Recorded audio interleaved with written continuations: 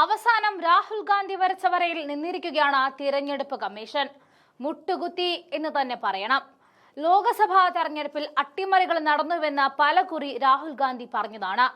ആദ്യ വാർത്താ സമ്മേളനം രാഹുൽ നടത്തിയതിന് പിന്നാലെ തെരഞ്ഞെടുപ്പ് കമ്മീഷനും ഒരു വാർത്താ സമ്മേളനം വിളിച്ച് രാഹുലിനെതിരെ ശബ്ദമുയർത്തി.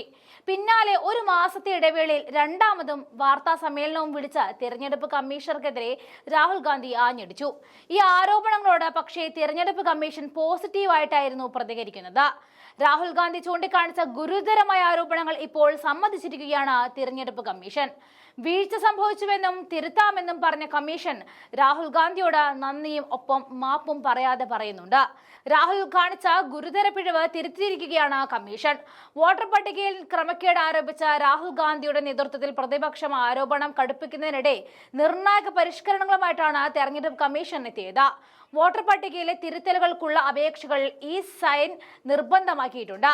ഓൺലൈനായി വോട്ടർ പട്ടികയിൽ പേര് ചേർക്കുവാനും നീക്കം ചെയ്യുവാനും തിരുത്തൽ വരുത്തുവാനും ഇനി മുതൽ ആധാർ ബന്ധിത ഫോൺ നമ്പർ നിർബന്ധമാകും.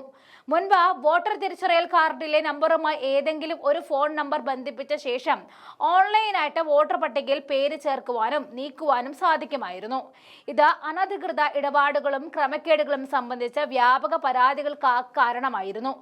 ഓൺലൈൻ സൗകര്യം ഉപയോഗിച്ച വോട്ടർ പട്ടികയിൽ വ്യാപക ക്രമക്കേട് നടന്നുവെന്ന് ഏതാനും ദിവസങ്ങൾക്ക് മുൻപ് രാഹുൽ ഗാന്ധി ആരോപിച്ചതുമാണ്.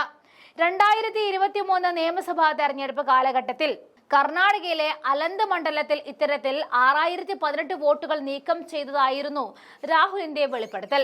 വിവിധ തെളിവുകൾ അടക്കമായിരുന്നു ആരോപണം. ഇതിന് പിന്നാലെയാണ് ക്രമക്കേട് തടയുവാൻ ലക്ഷ്യമിട്ട് തിരഞ്ഞെടുപ്പ് കമ്മീഷന്റെ പുതിയ നടപടി.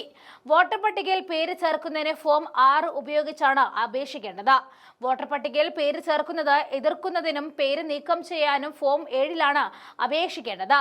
തിരുത്തൽ വരുത്തുന്നതിന് ഫോം 8 പൂരിപ്പിക്കേണ്ടത്. പുതിയ പരിഷ്കാരം അനുസരിച്ച് ഈ ഫോമുകൾ പൂരിപ്പിക്കുമ്പോൾ ഇനി മുതൽ ആധാർ അധിഷ്ഠിത ഈ സൈൻ പ്രക്രിയ നിർബന്ധമാകും. ആധാറുമായി ബന്ധിപ്പിച്ച മൊബൈൽ നമ്പർ ഉപയോഗിച്ച് മാത്രമേ ഇനി മുതൽ ഈ നടപടിക്രമങ്ങൾ പൂർത്തിയാക്കാനാകൂ എന്നർത്ഥം. രാഹുൽ പറഞ്ഞതുപോലെ എങ്ങനെയാണ് മറ്റൊരു മണ്ഡലത്തിൽ ഇരുന്നു കൊണ്ട് വോട്ട് ഡിലീറ്റ് ചെയ്യുന്നത് എന്ന ചോദ്യവും തെരഞ്ഞെടുപ്പ് കമ്മീഷനും BJPയും ആദ്യം ഉയർത്തിയിരുന്നു.